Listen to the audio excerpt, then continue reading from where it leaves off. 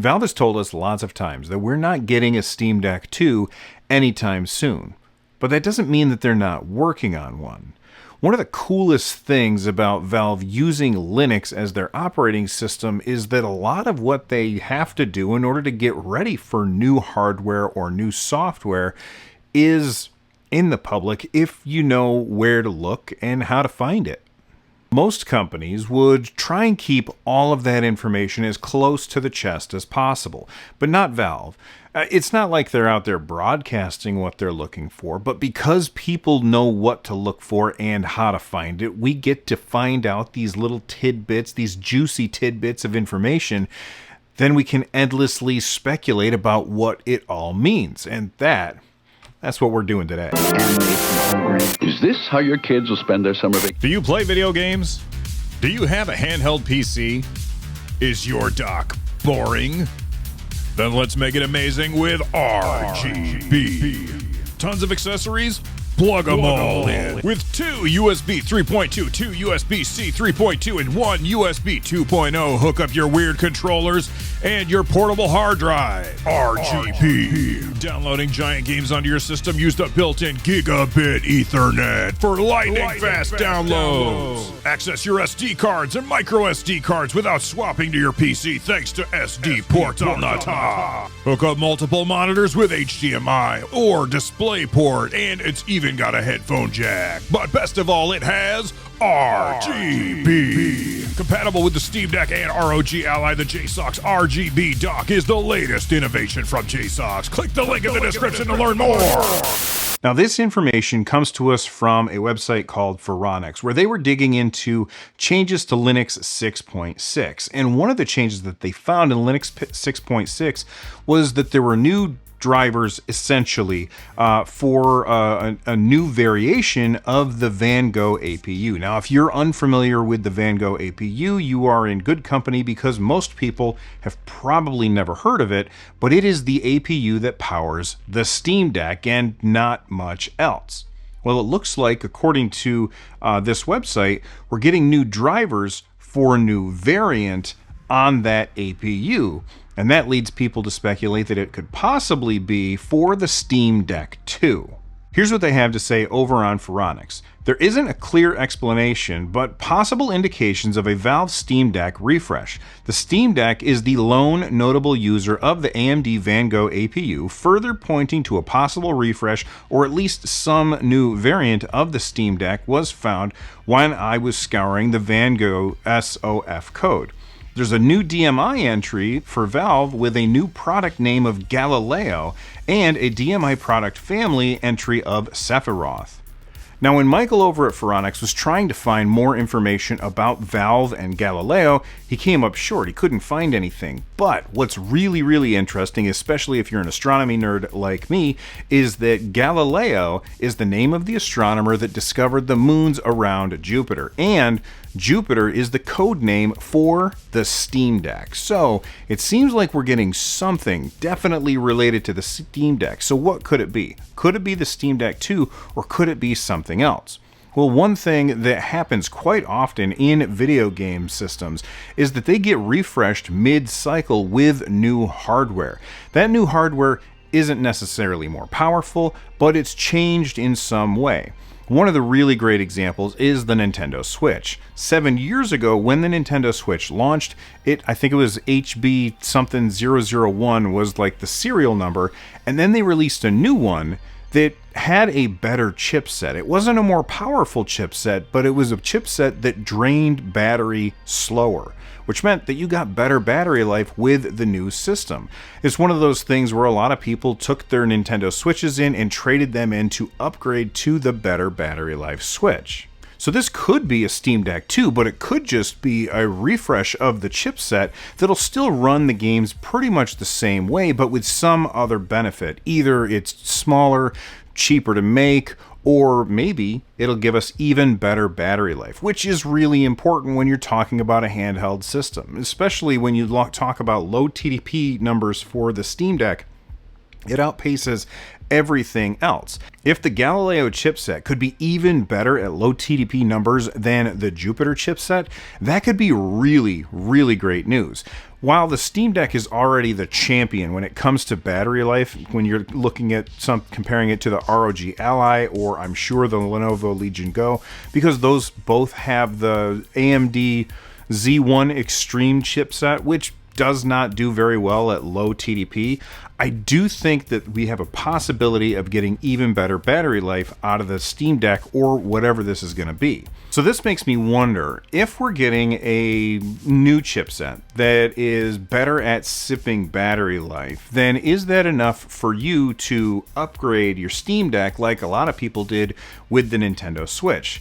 I mean, I suppose it depends on how much you feel like you're running up against the wall as far as battery goes, but I can see a bunch of people getting the new one in order to like just improve their battery life. But at the same time, some people almost might feel like they're getting punished for being early adopters. Although I would respond to that by saying, look, we just had, what has it been, almost 2 years now?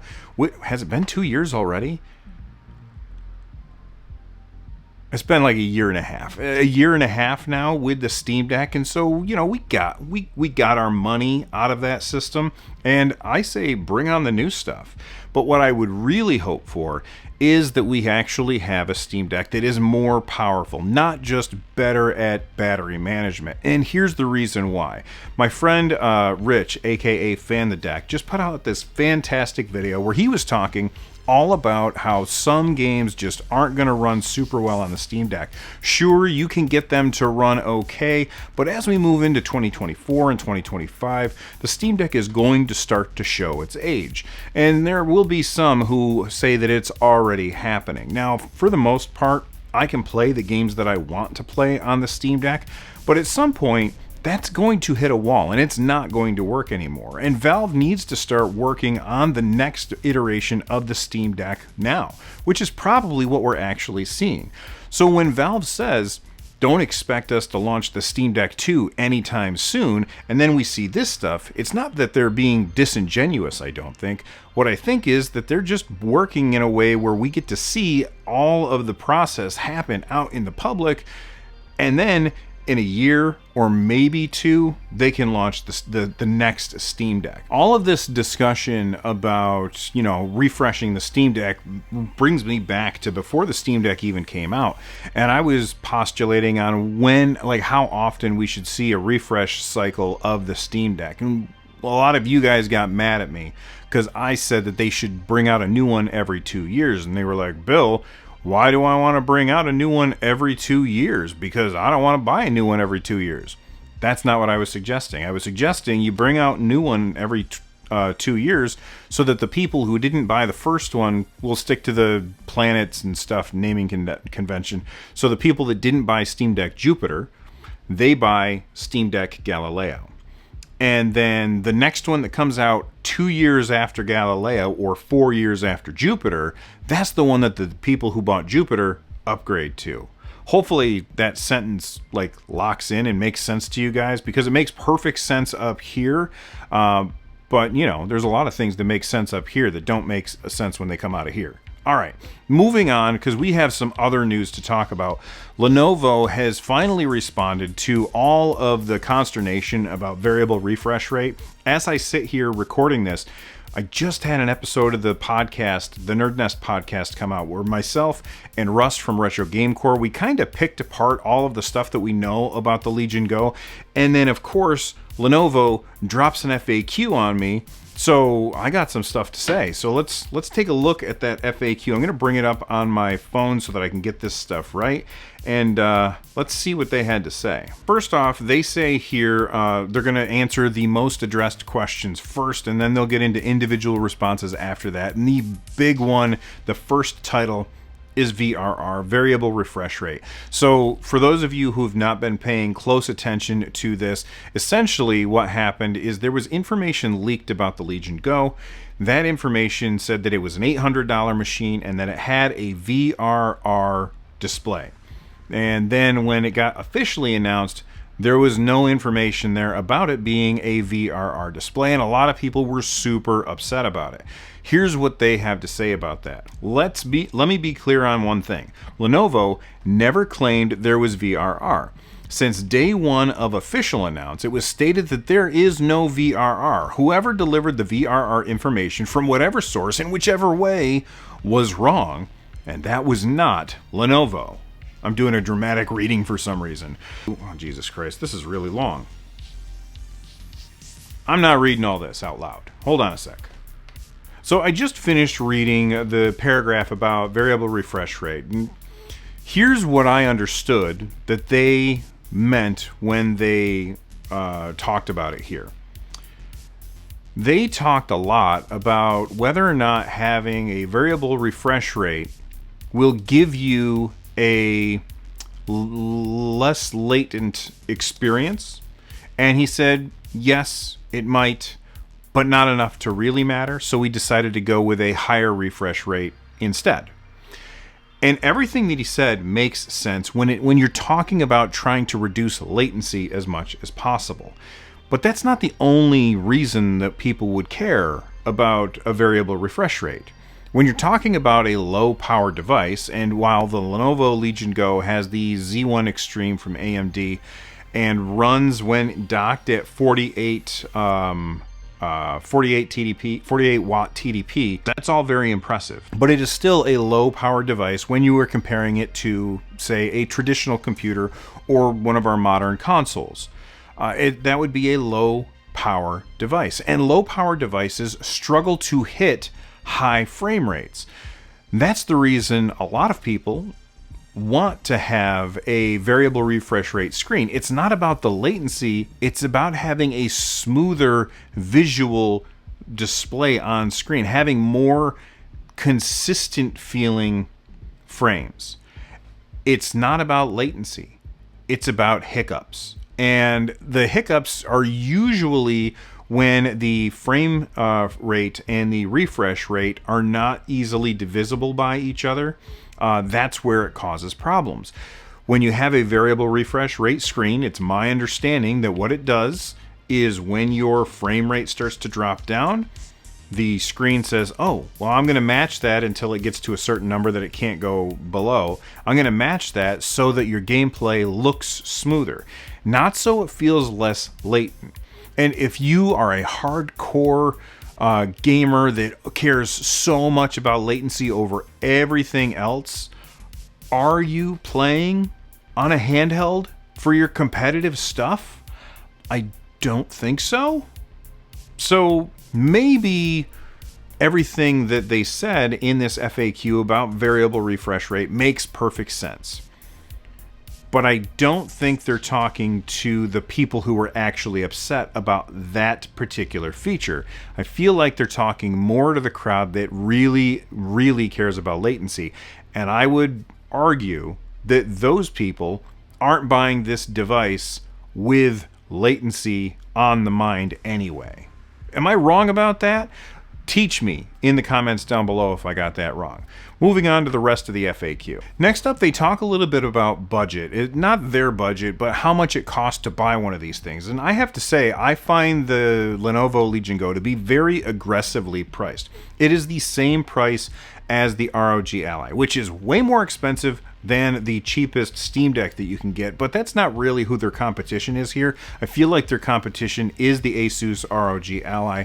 They're the same price, and that comes with a bigger screen, bigger battery, detachable controllers, faster RAM, multiple USB-C ports, and an SD card reader that isn't going to overheat because it's not right next to the vent. At least I don't think it is.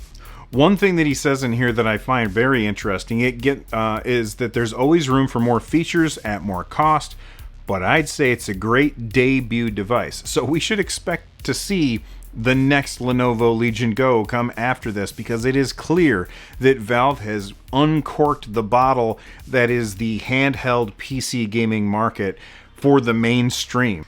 Now, he specifically talked about TDP here, but I don't think he actually told me what I'm wondering. He said somebody mentioned 48 watt TDP. Current assumptions is actually a 20 watt on battery and 25 watt in wallet mode, with 7 watt and 15 watt being two other default modes. Now, one thing that I will say is that in the Techspert video that I saw, they had custom and they were able to set their own TDP. I guess that's my way of saying that you'll be able to set your own TDP, but they might change this stuff because they are still polishing. So while we have seen like early units that can go to 48 watts TDP, that might not be something that happens in the final product, which is why Lenovo hasn't actually talked about that yet. Then they talk about software. They have this thing called Legion Space, and I'm very interested to see what it is capable of, because what I end up doing on my ROG Ally is just booting straight into Steam anyway, and I do the same thing on my Windows machine, which is actually not hooked up at my computer desk anymore. It is now just under my TV, and it has essentially become a big games console. So I turn it on, it jumps straight into Steam, and that's where I do most of my stuff. But I would love to see Lenovo's Legion Space tear me away from that. Not because I don't like Steam or like just the big picture mode that they have. I just want more competition. I want somebody to force Valve to keep improving. And I want Valve to keep forcing others to keep improving, because more competition is always good for you and me. Next up, they talk about batteries, but I want to go to my notes here because there's a lot of numbers and I don't want to screw that up. Here's what they have to say. I'm not ready to share any numbers yet because software in BIOS is not yet final, but I can tell right away that even a 500 nit 165 Hz QHD Plus panel that's on a 16-inch laptop consumes near 5 to 6 watts. So you can try to downscale that to an 8.8-inch screen, which is about half the size, and it needs much less power. I hope this gives some basic understanding that screen size and refresh rate compared to other handhelds will not affect the battery life that much. And we have a 49 watt-hour battery, not a small one, which I don't know if that's a big battery or a small battery. It's about 20 to 25% bigger than what's in the Steam Deck and the ROG Ally. But is that balanced out by this having a much larger screen? We're going to have to wait to find out. Then they moved on to answering some questions that people had sent in. One person asked about replacing the hard drive the hard drive. Boy, I'm old. The SSD that's in this. Here's what they had to say. The SSD is a 2242 and there's no barrel for a 2231. However, I think the free market will handle this and offer some extenders. I saw some that extend a 2242 to a 2280 format, so there's no reason why there wouldn't be ones that extend a 2230 to a 2242. What exactly does that mean? My understanding when it comes to SSDs is that the first two numbers talk about the width, and then the second two numbers talk about the length. So a 2230 SSD is 22 millimeters wide and 30 millimeters long, if that makes sense. There's a lot of 2230 SSDs out there, and I think what he's saying, if I understand correctly, is that he's expecting that there will be third-party manufacturers that will give you an extender that will you buy a 2230, put the extender on, and now it's the size of 2242 if I'm remembering the numbers correctly, and then you can slot it in to your Lenovo, I hate that name, Legion Go. Let me know if I got that wrong. And since we've been spending the entire episode talking about PC gaming, I wanted to talk about one of the biggest games that came out this year is officially getting a PC port, and that is Final Fantasy XVI. This comes to us from Wario64, and there's actually some screenshots of Yoshi P saying this stuff. Here's what Yoshi P said. To accommodate the development team has started work on 2 installments of paid DLC for the game. So allow me to take this opportunity to officially announce that development for the PC version is currently underway. I hope to be able to give you more information on both the DLC and the PC version before the end of the year, so stay tuned. Now, here's something to keep in mind. It doesn't always happen, but a lot of times when a game is on a console first, and then it gets DLC, and then it comes to a new platform afterwards, like the PC, a lot of times that DLC is bundled in. So if you've not already picked up your copy of Final Fantasy XVI, which I really desperately need to get back to because that game was cool and I got distracted by shiny things. If you haven't already picked it up, you might get rewarded for waiting because you're going to be able to play it on PC, possibly with DLCs included. Of course, this doesn't always happen, but, you know, fingers crossed. And the last thing that I want to talk about today is actually coming from Twitter and Austin John Plays, and they're talking about the new Nintendo Switch. Now, you might be fully in on just PC stuff, but I have a Switch, a PlayStation 5, an Xbox Series X. I love playing games on all different consoles, so I am very excited to see what is happening with Nintendo's new system.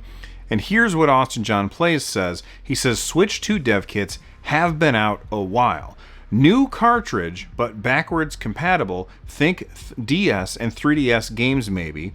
We'll come back to this in just a second. So, when the DS came out, it had new cartridges, but it actually had 2 cartridge slots. There was one for 3DS cartridges and one for DS cartridges. Am I remembering that right? I feel like I am. So the next Nintendo Switch might have a spot for Nintendo Switch cartridges and a separate slot for whatever the new system has. I'm sure they'll taste like crap.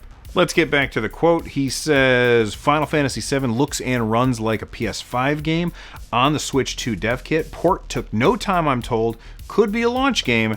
Not sure yet. Now, there's a lot of people out there who are saying there's no way that that can happen. I mean, let's just think about it for a second. What is the Switch? It is a handheld system, right? Imagine something that needs the power of the PS5, okay? That ain't going to fit in a handheld. It's just not. The PS5 is a massive, massive monstrosity that I hate looking at underneath my TV. Okay? It's big and it's ugly. And you're not going to have something that is that powerful in a handheld. So when somebody says that, I'm automatically skeptical. That being said, Switch 2 dev kits are going to be running games at a much lower resolution. I mean, if Nintendo decides to continue with the handheld motif that they've been going for, right? So, if the Nintendo Switch 2 is still a handheld system, then at most it'll be 1080p. Like, I don't see them going higher than that. In fact, I would not be surprised if Nintendo stuck with 720p, because for them, it has worked out fine. And if you stick with a lower resolution, you can get better looking graphics without having to push the hardware nearly as hard. And it only is important to increase the resolution of your system when you increase the size of the screen. Now, the Nintendo Switch began, I think, at a 6.4 inch screen. Maybe it was 5.4 inches. But then they brought out the OLED version, and that is a 7-inch screen, which is roughly the same diagonal. Diagonal is the Steam Deck, just different shapes. So I would anticipate that Nintendo would not go below a 7-inch screen, but I don't think that they would go much higher than a 7-inch screen. Especially when you look at how popular the Switch Lite has been, which has a little tiny screen. So that's just a few things to think about.